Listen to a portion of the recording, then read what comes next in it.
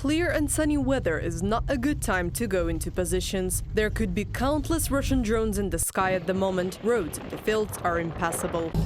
We have a little bit stuck because we see what kind of roads.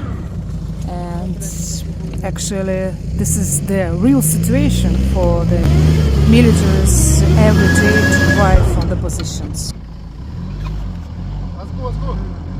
You can stay in an open areas for even a minute. A serviceman with the call sign Fort calls for reinforcement. In a couple of minutes, a combat unit arrives to pick us up.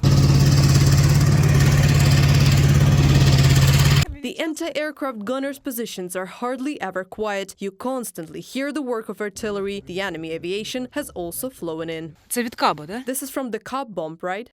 It's a shrapnel from a KAB-250 aerial bomb. There's a second one. Is this recent? This one is older. A KAB bomb recently came here about 100 meters away somewhere in the ravine. We could hear the KAB-250 acoustically. We were just trying to shoot down the Orlan drone and then we heard the acoustic as it flew over. Servicemen say that the sound of a flying aerial bomb is unmistakable. The anti-aircraft gunners can also identify the type of the approaching enemy drone by the sound. Are all these sounds different? Yes, different. For example, the Orlan has an internal combustion engine. All the others have electricity, but the Shaheds can be heard from kilometers away, since there are two powerful engines. If there is no visibility, we can't see, we can only hear, and sometimes we confuse ours with the Russians, but we immediately identify it in 5 to 7 seconds and realize that it is not ours, but a drone is flying. Here on this position, the guys not sitting and not waiting, they always watching in the sky. You can see how they're working, and like this all the day. There is always surveillance at the positions. When there are no clouds in the sky, it is harder to see the UAV. It's easier to see against the clouds. And will you hear it? It depends on the high. If it is very high, you will not hear anything.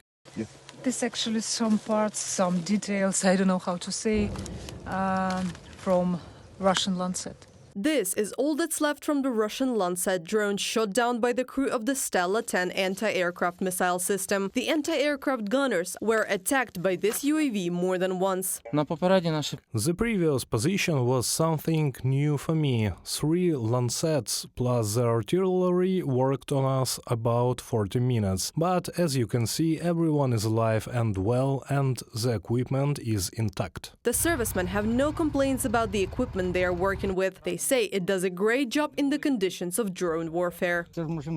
This is a machine made in 1974, when there were still only agricultural aircraft flying, probably to shoot them down, and there were no drones in the sky at that time. These warriors are real hunters of aerial targets. In order not to be noticed by the enemy, they have to constantly change their positions. Reported by Anastasia Tarnavska, Alena Gramova, Yevhen Karmazin, UATV News.